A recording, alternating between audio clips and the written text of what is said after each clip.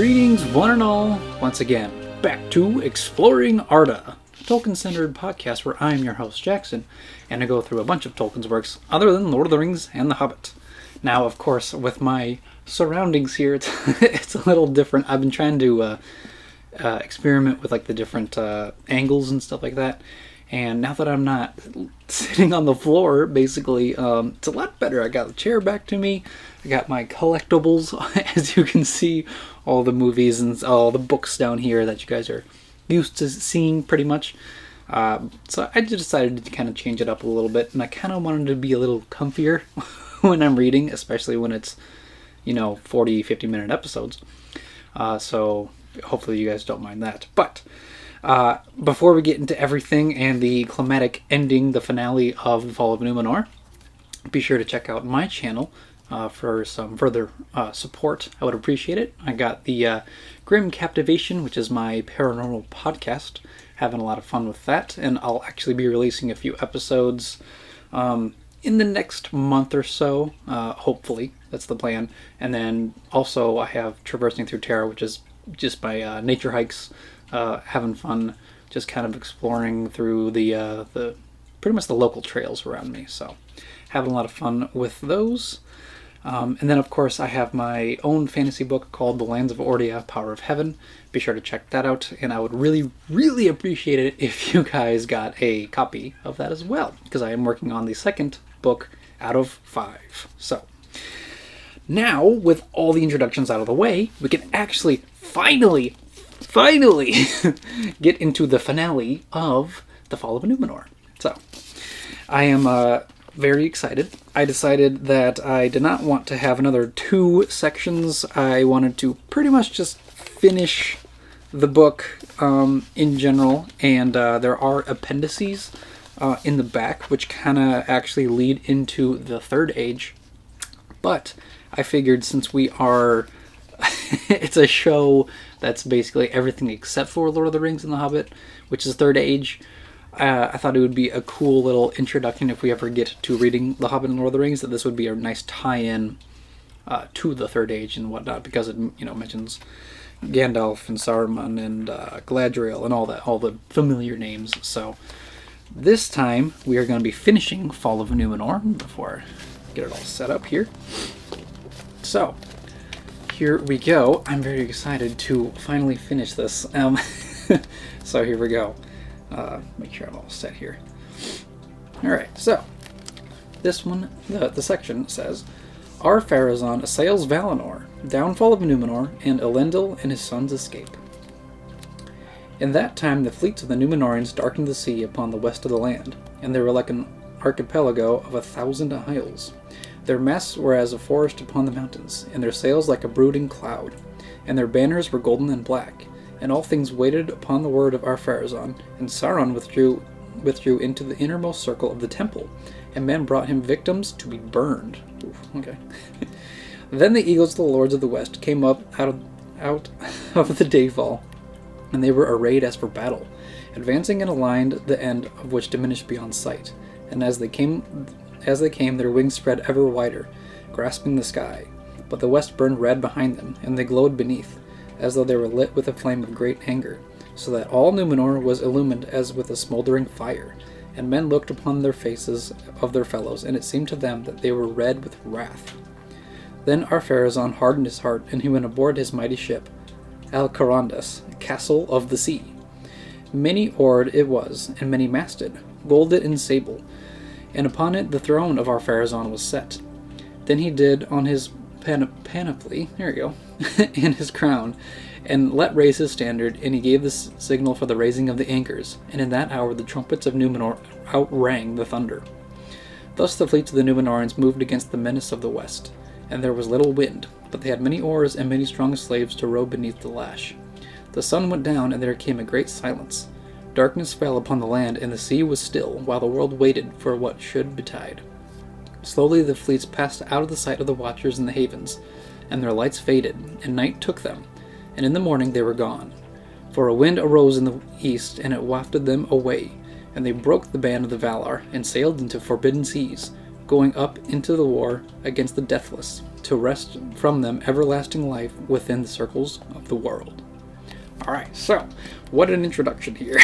So yeah, if you guys remember from the last time, basically the Númenoreans under the rule, I should say, under Ar-Pharazon, they're like pretty much listening to him, but only under Sauron's advice, and that's how Sauron pretty much twisted the Númenoreans into his bidding and his will.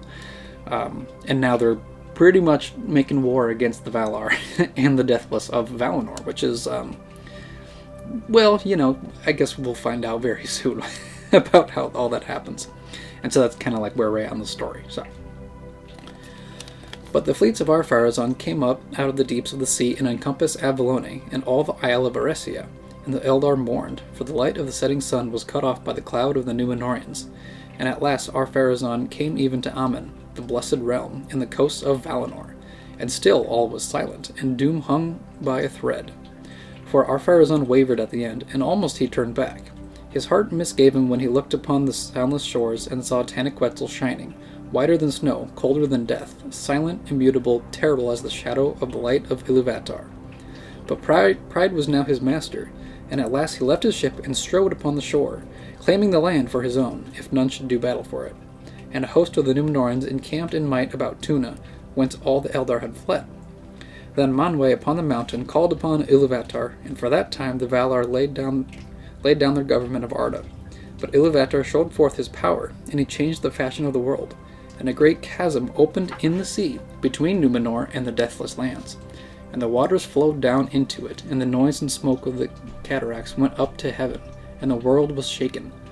And all the fleets of the Númenorians were drawn down into the abyss, and they were drowned and swallowed up forever. But Ar-Pharazon the king and the mortal warriors that had set foot upon the land of Aman were buried under falling hills. There it is said that they lie imprisoned in the caves of the Forgotten, until the last battle and the day of doom. But the land of Aman and Eressia of the Eldar were taken away and removed beyond the reach of men forever. And Andor, the land of Gift, Númenor of the kings, Elena of the Star of Erendil, was utterly destroyed. For it was nigh to the east of the Great Rift, and its foundations were overturned, and it fell and went down into darkness, and is no more. And there it fell and went down, and then I almost read the same line. And there is not now upon earth any place abiding where the memory of time without evil is preserved. For Iluvatar cast back the great seas west of Middle-earth, and the empty lands east of it. And new lands and new seas were made, and the world was diminished. For Valinor and Eressia were taken from it into the realm of hidden things. In an hour unlooked for by men this doom befell, on the 39th day since the passing of the fleets. Then suddenly fire burst from the metal Tarma, and there came a mighty wind and a tumult of the earth, and the sky reeled and the hills slid, and Númenor went down into the sea, with all its children and its wives and its maidens and its ladies proud, and all its gardens and its halls and its towers, its tombs and its riches, and its jewels and its webs, and its things painted and carven, and its laughter and its mirth and its music, its wisdom and its lore. They vanished forever. And last of all the mounting wave, green and cold and plumed with foam, climbing over the land, took its bosom Tar Miriel the queen, fairer than silver or ivory or pearls. Too late she strove to ascend to the steep ways of the Middle Tarma to the holy place, for the waters overtook her, and her cry was lost in the roaring of the wind. And before I go to the next page, I can show you guys, I can never get the angles right. Yeah, so another painting, good old classic Alan Lee paintings. Yeah, all of the drownings, I should say, of the Númenorians, not only upon Valinor, which, you know, obviously was a stupid move to do on their end, but also against Númenor itself, because, well, it's the people turned to Sauron and to Melkor, and they pretty much challenged Valar and challenged Iluvatar himself, and he's like, okay, well, here's my power, and then just gush, and then Númenor gone, just in one swoop, pretty much, in one tremendous storm, pretty much. So that is quite scary. And yeah, pretty much everybody who defied against the Valar, and even the queen who was trying to get to the Meneltarma, even she's lost to the ocean, to the waves. So that would be frightening to be part of for sure. So, but yeah, now we're gonna go right back into it. But whether or no it were that Amandil came indeed to Valinor, and Manwë hearkened to his prayer. By grace of the Valar, Elendil and his sons and their people were spared from the ruin of that day. For Elendil had remained in Rumena, refusing the summons of the king when he set forth to war, and avoiding the soldiers of Sauron that came to seize him and drag him to the fires of the temple. He went abroad his ship and stood off from the shore, waiting on the time.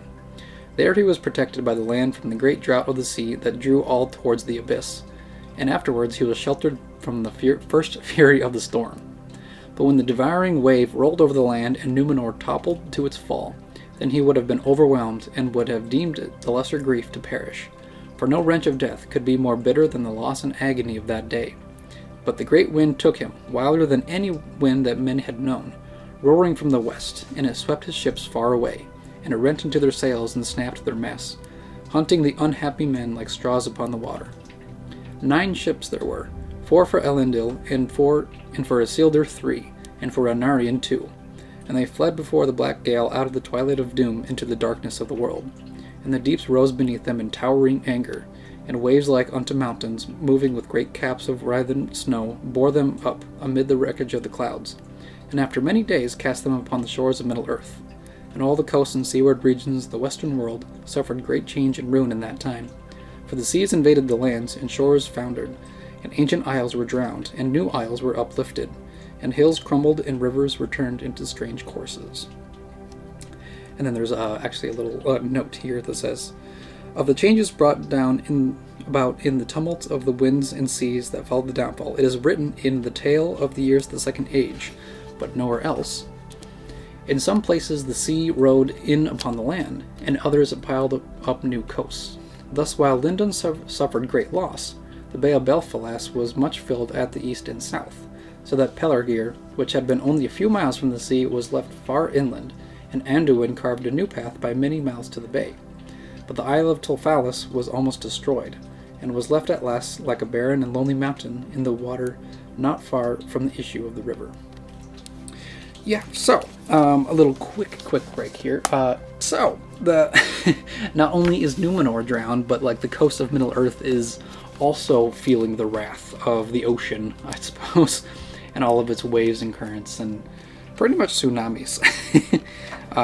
Which is scary enough just to be on the coast. But obviously, like Isildur and Elendil and Anarion, they all obviously survived because they were pretty much like part of the faithful, and they were pretty much saved for having devotion and faith in Valar and in Iluvatar. So I think it only makes sense, I suppose, and that's why Isildur was able to go into Middle-earth, I suppose, and stay there. But yeah, so all the coasts pretty much, I have a map up in the background that I can kind of see where it kind of juts into the land, so it only makes sense. But yeah, so we'll get back right into it. Sauron himself was filled with great fear at the wrath of the Valar, and the doom that Eru laid upon sea and land. It was greater far than aught he had looked for, hoping only for the death of the Númenóreans and the defeat of their proud king. And Sauron, sitting in his black seat in the midst of the temple, had laughed when he heard the trumpets of Ar-Pharazon sounding for battle, and again he had laughed when he heard the thunder of the storm, and a third time, even as he laughed at his own thought, thinking he would do now in the world, being rid of the Edain forever. He was taken in the midst of his mirth, and his seat in his temple fell into the abyss. But Sauron was not of mortal flesh, and though he was robbed now of that shape in which he had wrought so great an evil, so that he could never again appear fair to the eyes of men, yet his spirit arose out of the deep, and passed as a shadow in a black wind over the sea. But these things come not into the tale of the drowning of Númenor, of which now all is told. And even the name of that land perished, and men spoke thereafter not of Elena, nor of Andor the gift that was taken away, nor of Númenore on the confines of the world. But the exiles on the shores of the sea, if they turned towards the west in the desire of their hearts, spoke of Mar Nu Falmar, which was whelmed in the waves. Akalabeth the Downfallen, Atalante in the Eldarin tongue. So ended the glory of Númenor. Among the exiles, many believe that the summit of the Meneltarma, the pillar of heaven, was not drowned forever, but rose again above the waves, a lonely island lost in the great waters, for it had been a hallowed place, and even in the days of Sauron none had defiled it. And some there were the seed of Arendil that afterwards sought for it, because it was said among lore masters that the far-sighted men of old could see from the Meneltarma a glimmer of the deathless land. For even after the ruin, the hearts of the Dúnedain were still set westwards, and though they knew indeed that the world was changed, they said, Avalone is vanished from the earth, and the land of Aman is taken away, and in the world of this present darkness they cannot be found. Yet once they were, and therefore they still are, in true being and in the whole shape of the world as at first it was devised. For the Dúnedain held that even mortal men, if so blessed, might look upon other times than those of their body's life, and they longed ever to escape from the shadows of their exile, and to see in some fashion the light that dies not. For the sorrow of the thought of death had pursued them over the deeps of the sea. Thus it was that great mariners among them would still search the empty seas, hoping to come upon the Isle of Meneltarma, and there to see a vision of things that were. But they found it not. And those that sailed far came only to the new lands, and found them like the old lands, and subject to death. And those that sailed furthest set but a girdle about the earth, and returned weary at last to the place of their beginning. And they said, All roads are now bent. Thus in after days, what by the voyages of ships, what by lore and starcraft, the kings of men knew what the world was indeed made round, and yet the Eldar were permitted still to depart and to come to the ancient west and to Avalone if they would. Therefore the lore masters of men said that a straight road must still be, for those that were permitted to find it. Sorry, guys. And they taught that while the new world fell away, the old road and the paths of the memory of the west still went on, as it were a mighty bridge invisible that passed through the air of breath and of flight, which were bent now as the world was bent, and traversed Ilmen, which flesh unaided cannot endure, until it came to Doloresia, the lonely isle, and maybe even beyond to Valinor, where the Valar still dwell and watch the unfolding of the story of the world. And tales and rumors arose along the shores of the sea concerning mariners, and men forlorn upon the water, who, by some fate or grace or favor of the Valar, had entered in upon the straight way, and seen the face of the world sink below them, and so had come to the lamplit quays of Avalone, or verily to the last beaches of the margin of Aman, and there looked upon the white mountain, dreadful and beautiful, before they died. And I'm going to do one quick break before I finish the segment here.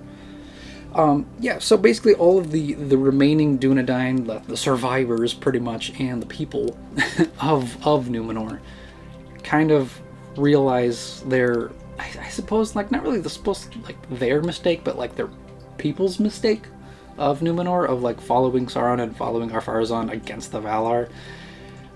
And they still yearn for the West, obviously, because that was kind of like set in their hearts anyway, as part of like the mortal human, pretty much like mankind. That's kind of like what their thing is too. Like their hearts are ever set west, but they can never really truly reach it. And because of this, I suppose like Ar-Pharazon went too far, too far west, obviously, and they decided to test it out, and they got their answer, so to speak. But now their stories are still told, and their lore, their history is still out there. Like the Meneltarma would still be out there, and it does say the Atalante, I think Atalante, which is pretty much like Atlantis. It's like Númenor becomes Atlantis because it's like so sunken into the sea. And obviously, at this point, there's no submarines or anything, so they can't go into the depths of the sea to find it. But I would still say that the Meneltarma was probably still somewhere there. It's somewhere in the ocean, and so that hope of the Númenoreans, of the, like, pretty much like a relic of the past, is still there for them to pretty much recall the memories. So, and that's pretty much like what I kind of got out of it. So. Back to the story here. And it begins with a note here. So, in his letter to Milton Waldman, there you go again, written 3 years before the publication of the Fellowship of the Ring, the author wrote of the disaster.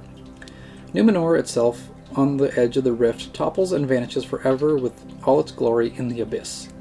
Thereafter there is no visible dwelling of the divine or immortal on earth. Valinor, or paradise, and even Erestia are removed, remaining only in the memory of the earth.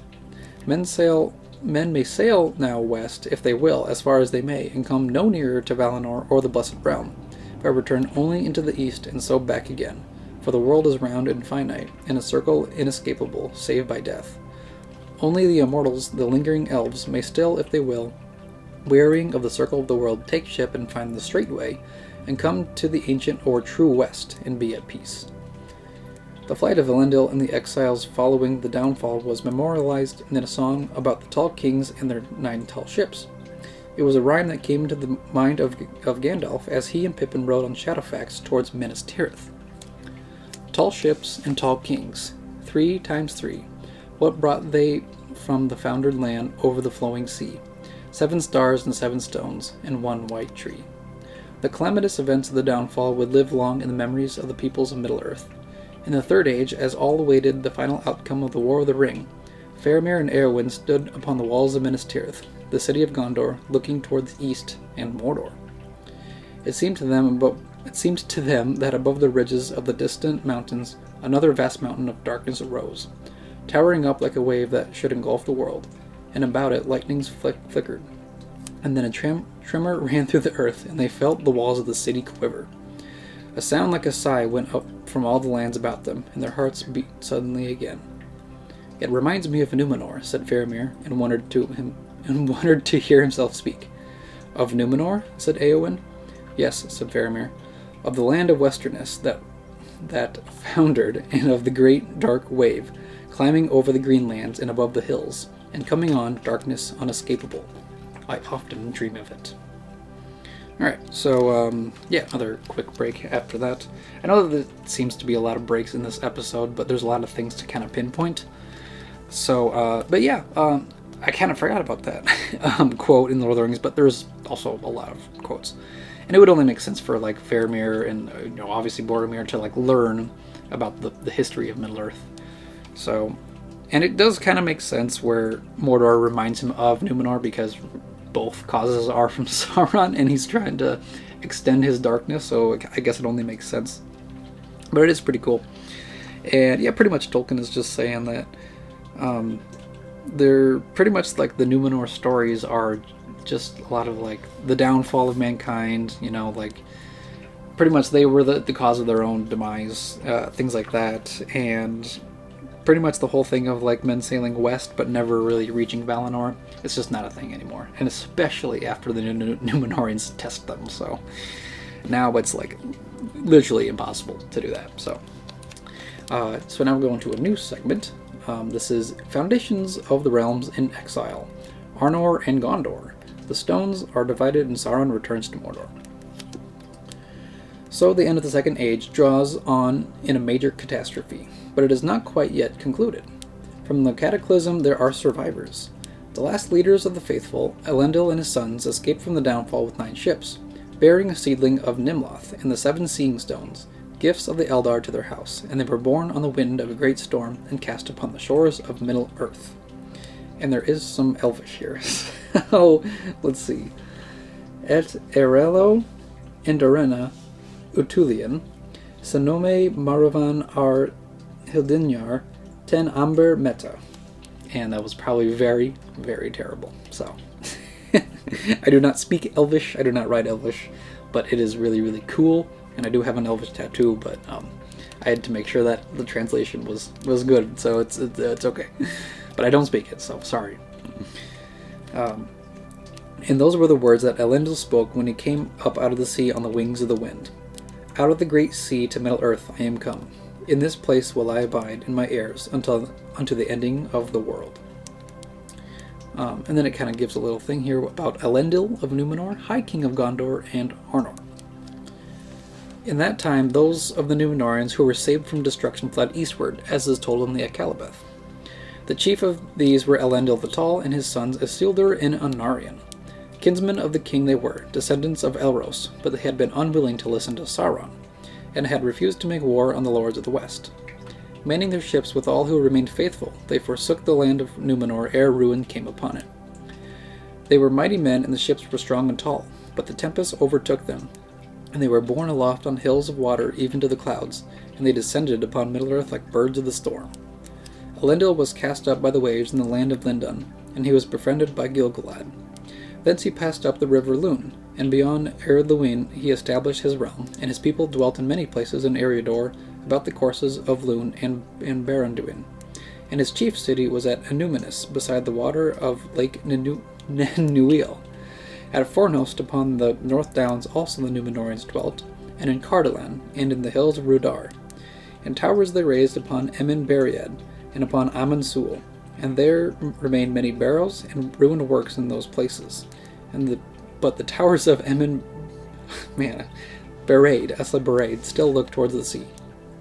Isildur and Anarion were borne away southwards, and at the last they brought their ships up the great river Anduin, that flows out of Rovanion into the western sea in the bay of Belfalas. And they established a realm in those lands that were after called Gondor, whereas the northern kingdom was named Arnor. Long before, in the days of their power, the mariners of Númenor had established a haven and strong places about the mouths of Anduin, in despite of Sauron in the Black Land that lay nigh upon the east. In the later days to this haven came only the faithful of Númenor, and many therefore of the folk of the coastlands in that region were in whole or in part akin to the elf friends and the people of Elendil, and they welcomed his sons. The chief city of this southern realm was Osgiliath, through the midst of which the great river flowed. And the Númenorians built there a great bridge, upon which there were towers and houses of stone wonderful to behold, and tall ships came up out of the sea to the quays of the city. Other strong place they built also upon either hand, Minas Ithil, the tower of the rising moon, eastward upon a shoulder of the mountains of shadow, as a threat to Mordor, and to the westward Minas Anor, the tower of the setting sun, at the feet of Mount Mindoluin, as a shield against the wild men of the Dales. In Minas Ithil was the house of Isildur, and in Minas Anor was the house of Anarion, but they shared the realm between them, and their thrones were set side by side in the great hall of Osgiliath. These were the chief dwellings of the Númenorians in Gondor, but other works marvelous and strong they built in the land of the days of their power, at the Argonath, and at Aglarond, and at Eric, and in the circle of Angrenost, which men called Isengard, they made the pinnacle of Orthanc of unbreakable stone. Many treasures and great heirlooms of virtue and wonder the exiles had brought from Númenor, and of these the most renowned were the 7 stones and the white tree. The white tree was grown from the fruit of Nimloth the fair that stood in the courts of the king at Armenelos in Númenor, ere Sauron burned it.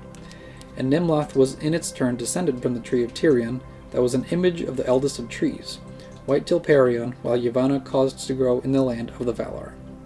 The tree, memorial of the Eldar and of the light of Valinor, was planted in Minas Ithil before the house of Isildur, since he it was that saved the fruit from destruction, but the stones were divided. Elendil, Isildur, and Anarion divided among them the 7 seeing stones. 3 Elendil took, and his sons each 2. Those of Elendil were set high in towers upon Emin-Beriad, and upon Amon-Sul, and in the city of Annúminas.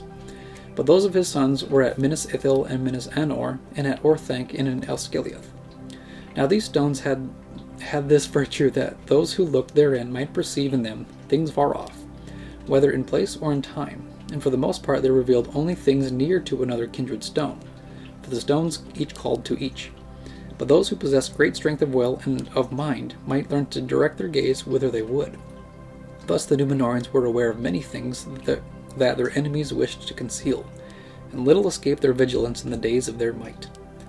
It is said that the towers of Emin-Beriad were not built indeed by the exiles of Númenor, but were raised by Gil-galad for Elendil his friend, and the seeing stone of Emin-Beriad was set in Elostirion, the tallest of the towers.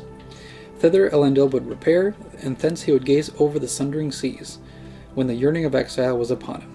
And it is believed that thus he would at while see far away even the tower of Avalone upon Eresia, where the master stone abode, and yet abides. These stones were gifts of the Eldar to Amandil, father of Elendil, for the comfort of the faithful of Númenor in their dark days, when the elves might come no longer to that land under the shadow of Sauron. They were called the Palantiri, those that watch from afar, but all those that were brought to Middle-earth long ago were lost. Actually, I'm going to go a little bit more here. Speaking of the Seeing Stones, Gandalf said, The Palantiri came from beyond Westerness, from Eldamar. The Noldor made them. Feanor himself maybe wrought them in days so long ago that the time cannot be measured in years. But there is nothing that Sauron cannot turn to evil uses. Perilous to us are all the devices of an art deeper than we possess ourselves. In the last days of the Second Age, the exiles of Númenor established the realms in Arnor and in Gondor, but ere many years had passed it became manifest that their enemy Sauron had also returned. Alright, and I'll do another quick break here. So, pretty much like the whole thing of the Númenorians bringing over pretty much what they can, I suppose. All of their more precious items, and I as soon as I put precious item, I was like, I had to. But yeah, and obviously the White Tree and the Palantiri, I should say, or Palantir, I guess you could say, because like I know that in the films, obviously in the films, Gandalf pronounced it I cannot say it. A Palantir. There you go. So like Palantiri, I suppose is the way to say it.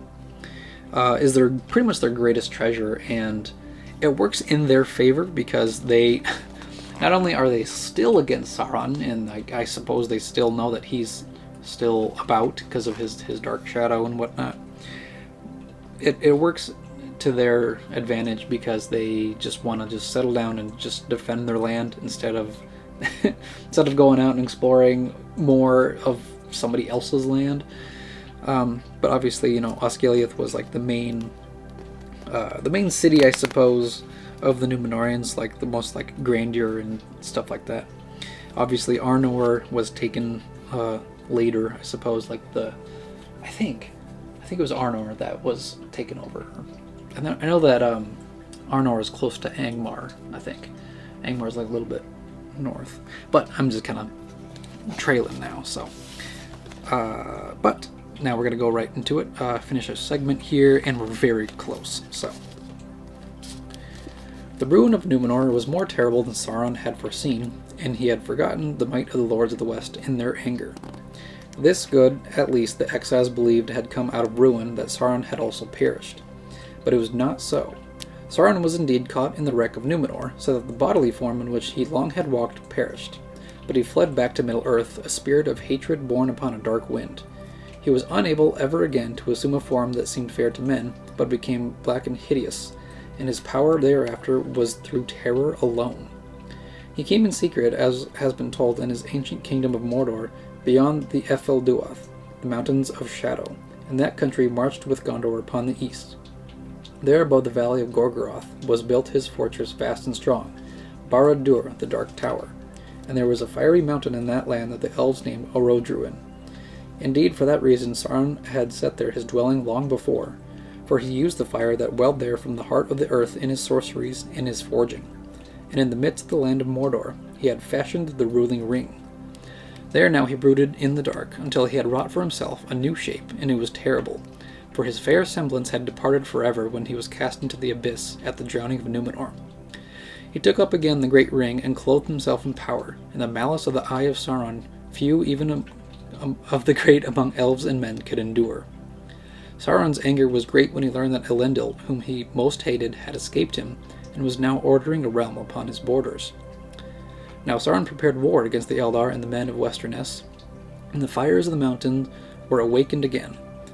Wherefore, seeing the smoke of Orodruin from afar, and perceiving that Sauron had returned, the Númenorians named that mountain anew Amon-Amarth, which is Mount Doom.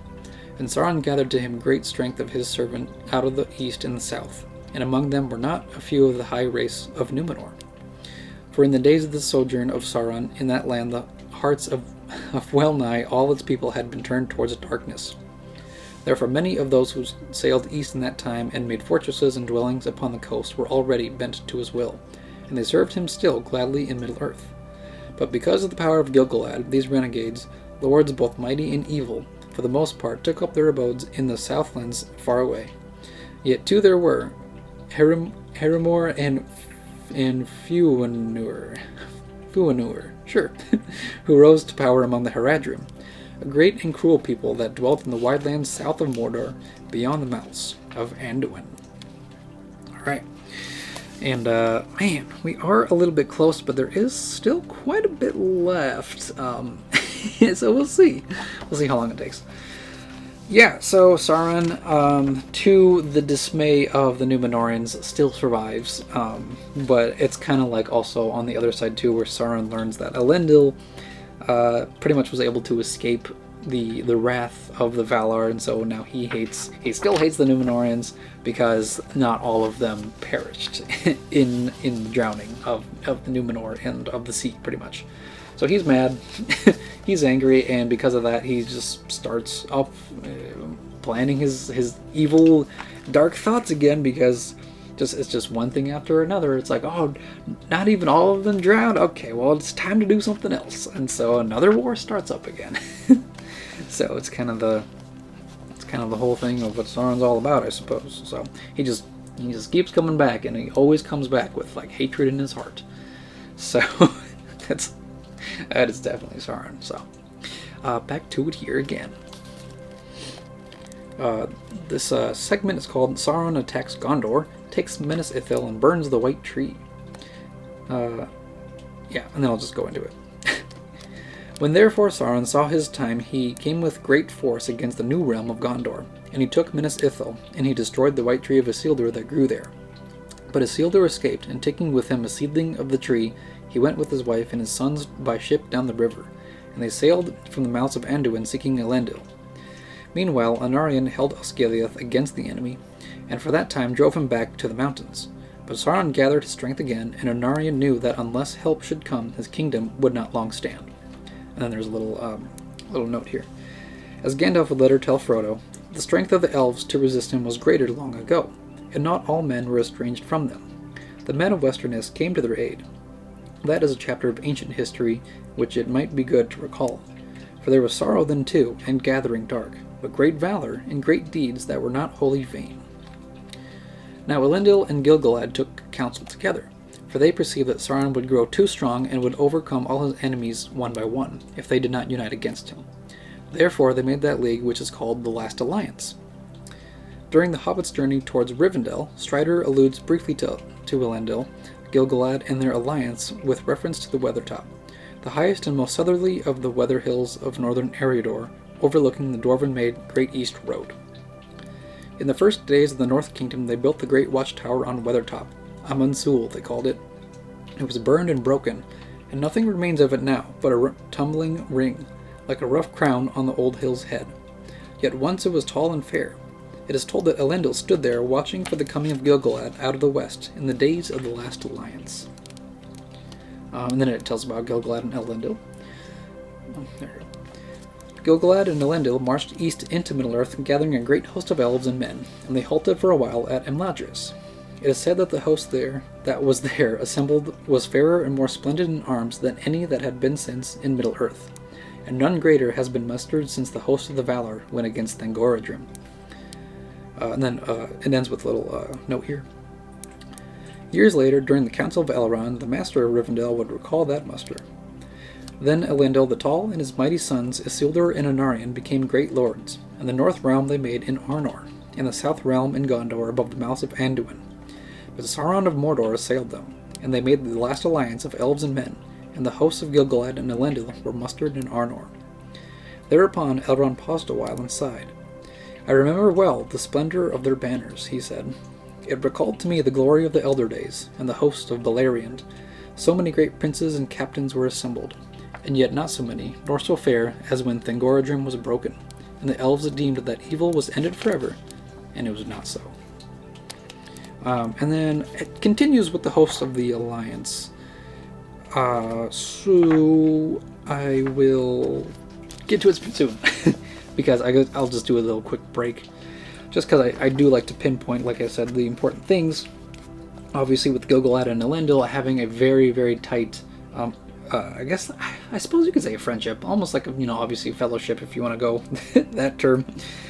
they realize the threat of Sauron is very, very great, and they need to assemble the greatest host that they can to try and rid Sauron forever, because they just know that he's just going to keep coming back, pretty much, and that's what he does. It doesn't matter if his body's destroyed, you got to destroy the spirit. So I think they kind of realize that by now. So, but I will go back into the story again. Sauron readied himself for an onslaught. One of the outcomes of Sauron's preparations for war was the disappearance from Middle-earth of the Antwives, mates to the Ents, shepherds of the trees, who, in the Third Age, would play a significant role in the taking of Isengard. In a letter from 1954, Tolkien wrote, "I think that in fact the Entwives had disappeared for good, being destroyed with their gardens in the War of the Last Alliance, Second Age 3429 to 3441, when Sauron pursued a scorched earth policy and burned their land against the advance of the allies down the Anduin. Some, of course, may have fled east, or even had become enslaved. Tyrants, even in such tales, must have an economic and agricultural background to their soldiers and metalworkers. If any survives so, they would indeed be far estranged from the Ents, and any rapprochement would be difficult, unless experience of industrialized and militarized agriculture had made them a little more anarchic. I hope so. I don't know." Nice. Sorry. The forces of the Alliance stayed 3 years at Imladris, doubtless formulating battle plans and equipping themselves for the conflict to come. From Imladris, they crossed the misty mountains by many passes and marched down the river Anduin, and so came at last upon the host of Sauron on Dagorlad, the battle plain, which lies before the gate of the Black Land. The Battle of Dagorlad was fought on a vast, dusty, featureless plain, and was to be the greatest conflict of the Second Age, involving forces represented most of the races of Middle-earth. All living things were divided in that day, and some of every kind, even of beasts and birds, were found in either host, save the elves only. They alone were undivided, and followed Gil-galad. Of the dwarves, few fought upon either side, but the kindred of Durin of Moria fought against Sauron. Among the forces that were numbered in the alliance were 2 armies of elves that had long chosen to keep themselves apart, and had, as a result, enjoyed long years of peace and obscurity, until the downfall of Númenor and the sudden return of Sauron. The elves of Lorien and the Sylvan elves north of Greenwood the Great. The Sylvan elves' realm is said to have extended into the woods surrounding the Lonely Mountain and growing along the west shores of the Long Lake, before the coming of the dwarves exiled from Moria and the invasion of the dragon. The elvish folk of this realm had migrated from the south, being the kin and neighbors of the elves of Lorien, but they had dwelt in Greenwood the Great, east of Anduin. In the Second Age, their king, Orifer, the father of Thranduil, father of Legolas, had withdrawn northward beyond the Gladden Fields. This he did to be free from the power and encroachment of the dwarves of Moria, which had grown to be the greatest of the mansions the dwarves recorded in history, and also he resented the intrusions of Celeborn and Galadriel into Lorien. But as yet there was little to fear between the Greenwood and the mountains, and there was constant intercourse between his people and their kin across the river until the War of the Last Alliance. Despite the desire of the Sylvan elves to meddle as little as might in the affairs of the Noldor and Sindar, nor of any other peoples, dwarves, men, or orcs, Orifer had the wisdom to foresee that peace would not return unless Sauron was overcome. He therefore assembled a great army of his now numerous people, and joining with the lesser army of Malgalad, Amdir of Lorien, he led the host of the Sylvan elves to battle. The Sylvan elves were hardy and valiant, but ill-equipped with armor or weapons in comparison with the Eldar of the west. And also they were independent, and not disposed to place themselves under the supreme command of Gil-galad. Their losses were thus more grievous than they need have been, even in that terrible war. Malgalad, Amdir, and more than half his following perished in the great battle of the Dagorlad, being cut off from the main host and driven into the dead marshes. Orifer was slain in the first assault upon Mordor, rushing forward at the head of his most doughty warriors before Gil-galad was given the signal for the advance. Thranduil his son survived, but when the war ended and Sauron was slain, as it seemed, he led back home barely a third of the army that had marched to war. And I'll actually just keep going because it kind of recounts this. So it is told that the Battle of Dagorlad was long and hard fought, and the number of fallen whose remains were Subsumed into the dead marshes was Legion. Over 3,000 years later, the marshes was still a haunted burial site of those slain in battle, as Frodo and Sam discovered when Gollum led them through the marshes on their journey towards Mordor, and they were bewitched by flickering lights as of candles hovering over stagnant pools.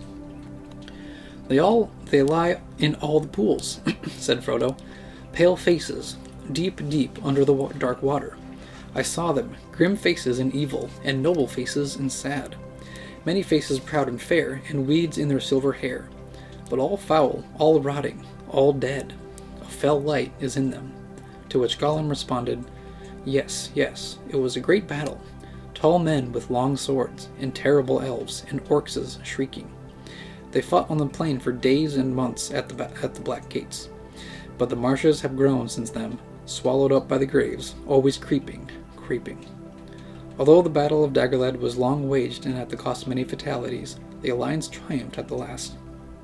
And I can't help but just whenever it's like, and then Gollum responded, and it's just like, oh yes, I have a normal voice now, instead of like a, yes, yes, there was a terrible battle. And I can never get the perfect, the perfect voice for him, because I was like, oh, eventually when I read Lord of the Rings, I want to at least attempt, and we'll see. So let me know if it was any good, guys. It was only for one sentence, but let me know if it was any good. And I'll continue here. The hosts of Gil-galad and Elendil had the victory, for the might of the elves was still great in those days, and the Númenóreans were strong and tall, and terrible in their wrath. Against Aeglos, the spirit of Gil-galad, none could withstand, and the sword of Elendil filled orcs and men with fear, for it shone with the light of the sun and of the moon, and it was named Narsil. Later, Elrond would recollect. I was the herald of Gil-galad and marched with his host. I was at the battle of Dagorlad before the Black Gate of Mordor, where we had the mastery. For the spirit of Gil-galad and the sword of Elendil, Aeglos and Narsil, none could withstand. With the battle won, the Alliance entered the plateau of Gorgoroth, encircled by the mountain walls of Ered-Luthoi and Ephel-Duath, with intent to bring final defeat to Sauron by laying siege to his mighty fortress tower of Barad-dûr. Then Gil-galad and Elendil passed into Mordor and encompassed the stronghold of Sauron, and they laid siege to it for 7 years, and suffered grievous loss by fire and by the darts of the bolts of the enemy, and Sauron sent many sorties against them. There, in the valley of Gorgoroth, Anarion, son of Elendil, was slain, and many others. Elsewhere it is recorded, the crown of Númenor in later times was derived from the form of a Númenorian war helm. In the beginning it was indeed a plain helm, and it is said to have been the one that Isildur wore in the Battle of Dagorlad, for the helm of Anarion was crushed by the stone cast from Barad-dûr that slew him. But at the last the siege was so strait that Sauron himself came forth, and he wrestled with Gil-galad and Elendil, and they both were slain, and the sword of Elendil broke under him as he fell. The fall of Gil-galad, the Elven king, would long be remembered in legend and rhyme. Gil-galad was an Elven king, of him the harpers sadly sing, the last whose realm was fair and free, between the mountains and the sea. His sword was long, his lance was keen, his shining helm afar was seen. The countless stars of heaven's field was mirrored in his silver shield. But long ago he rode away, and where he dwelleth none can say, for into darkness fell his star, in Mordor where the shadows are.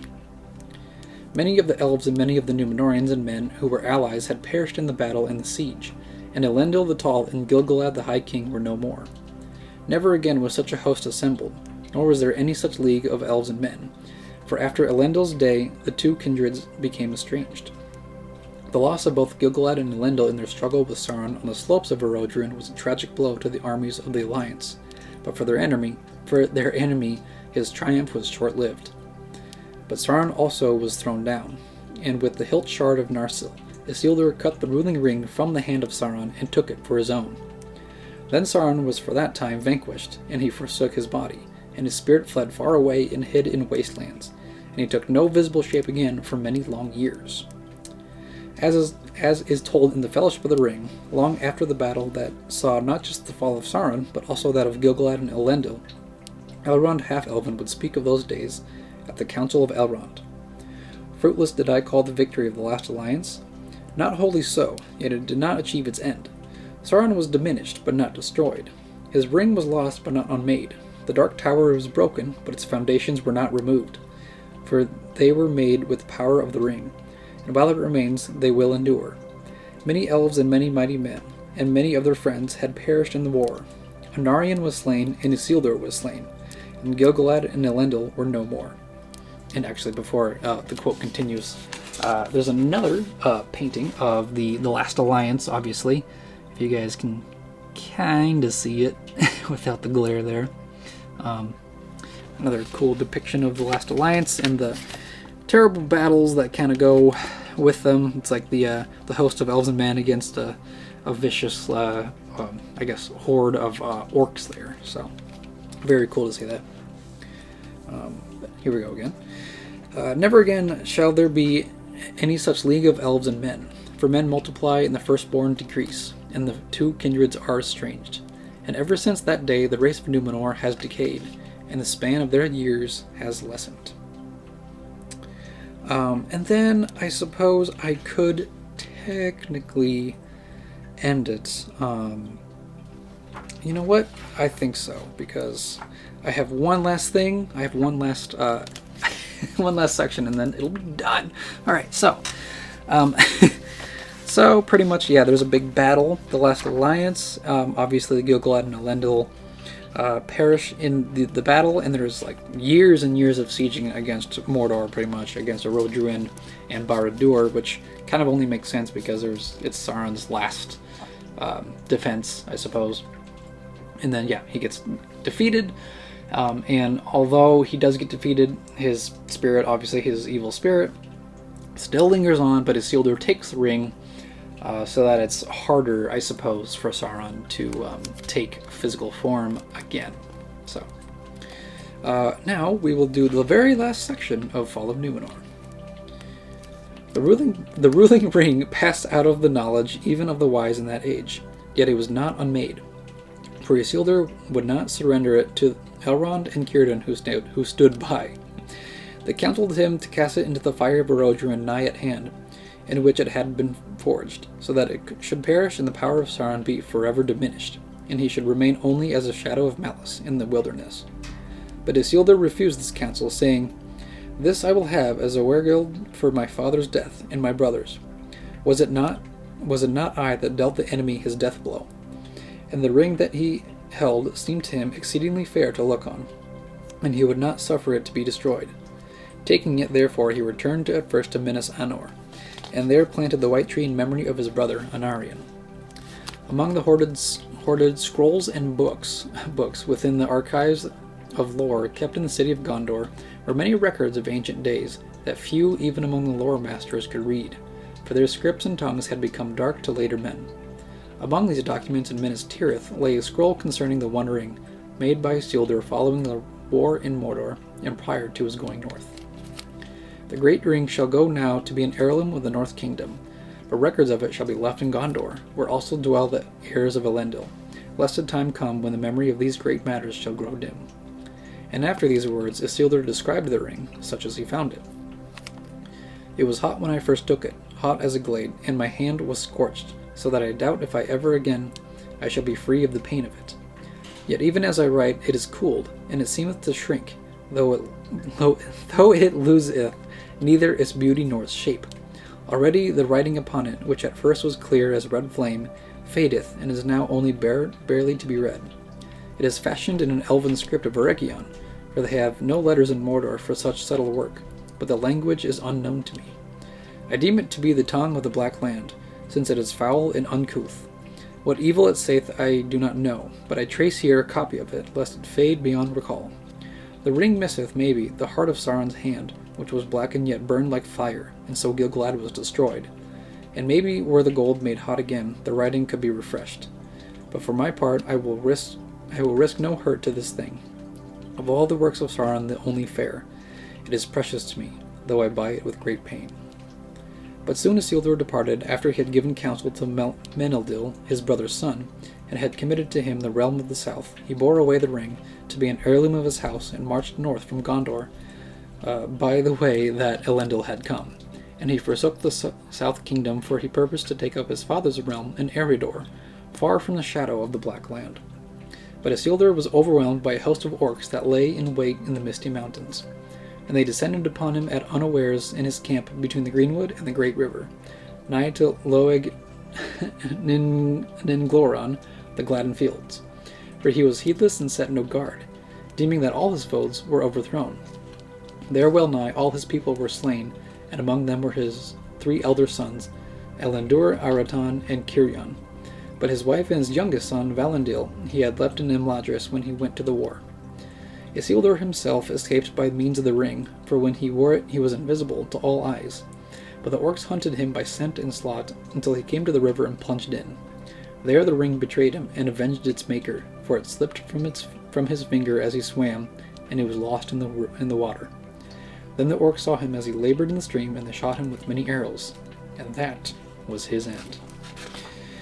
And that is also the end of Fall of Númenor. Oh, Fall of Númenor. Better end. Yeah, crazy, guys. And I was able to do it in an hour. Perfect. Wow. Yeah. So, obviously, the story of Isildur. If you guys have seen the movie, they pretty much got it. I suppose, like, fairly accurate, I suppose. Pretty much he takes the ring for himself, even after Elrond and Círdan are like, hey, no, you gotta destroy the ring, because then you can just get rid of Sauron, like, forever, like, for good. Like, they know what they're talking about. But Isildur, being enchanted by the One Ring, obviously, is like, nah, I'm not gonna keep it. and so Sauron continues into the Third Age. And I feel like this is going to be the closest I will be getting to Lord of the Rings, obviously, because this then jumps into the Third Age, obviously, with The Hobbit, and then, a few years later, with Lord of the Rings. So, obviously, there are appendices on the back, but it is actually, it's more of like a continuation of what happens, like, right now. And, like, the first appendix is literally just a brief chronicle of the Third Age of Middle-earth, so it pretty much talks more about Isildur, all the peoples spread across, like, Gondor and things like that. I skimmed through it a little bit, but I feel like it would be a good bridge to start when I eventually get to The Hobbit. But let me know, you guys, what you thought of the Fall of Númenor. I personally really, really enjoyed it. I just like the extra details, I suppose, of the actual downfall. I really, really enjoyed learning, I guess, like, first of all, like, the history and what the people were all about. And at first they were, like, really great friends with, like, the elves, and they, pretty much, they gave their gratification towards the Valar and Ilúvatar, but then, of course, along comes, Sauron, and and all those bad things happen, and the whole thing with, like, the cult of Morgoth seemed very peculiar and also fascinating in a way. And obviously, I always forget if it is in the Silmarillion. There's also, obviously, there's the Silmarillion with, like, the main story, and then it goes along with the Fall of Númenor. And I'll have to read it up again to see if there actually was a cult, and there probably was. But it's just very fascinating, the whole the drawing towards the fascination of the darkness, the lure of that. But I think I will be doing a Fall of Númenor summary, I suppose, like I did with the Silmarillion. But as for the actual book of Fall of Númenor, I should probably just have it here. The actual book of the Fall of Númenor, it is now finished. So you guys can mark it off the list. We're like, hey, I listened to Fall of Númenor this year, so let me know what you guys thought of the Fall of Númenor, because I greatly, greatly enjoyed it, obviously, and I should save some of this for the actual summary of the Fall of Númenor. Hopefully this will be my new setup and whatnot. I know that it's more figures and, like, the movies off to the side there than books. It wasn't really how I planned it, but we'll see how that all goes, I suppose. Thank you guys so much for pretty much sticking with the whole story. If you guys did, I would really appreciate it. Let me know in the comments if you did. not just this part, but like for the whole thing. I really appreciate all of the listens and the views. It's very, very cool to see that you guys are listening and watching, and be sure to spread the news of my channel because I'm having a lot of fun this year. So, I guess with that, I can also plug my other stuff, which is Grim Captivation, which is my paranormal podcast that will be expanding somewhat soon. I want to say somewhat soon because I have a busy schedule.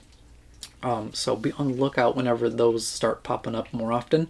And also with Traversing Through Terra, basically whenever I feel like going out into nature and on my biking trails and just kind of, feel that inspirational pull, I guess.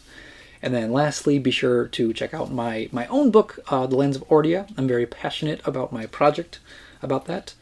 I have the first book published on Amazon, The Lands of Ordia, Power of Heaven, and I'm writing the second book right now, and it is a 5-book fantasy series. I would greatly appreciate it if you guys got the first copy, as the second book is slowly getting there, but it still has progress, so I would greatly appreciate it. So, again, let me know what you guys thought of the Fall of Númenor, and if not, just wait for the summary of the book itself for the next part. And I think with everything being said, just stay tuned for another episode. And may the light of Elbereth be with you all. Farewell!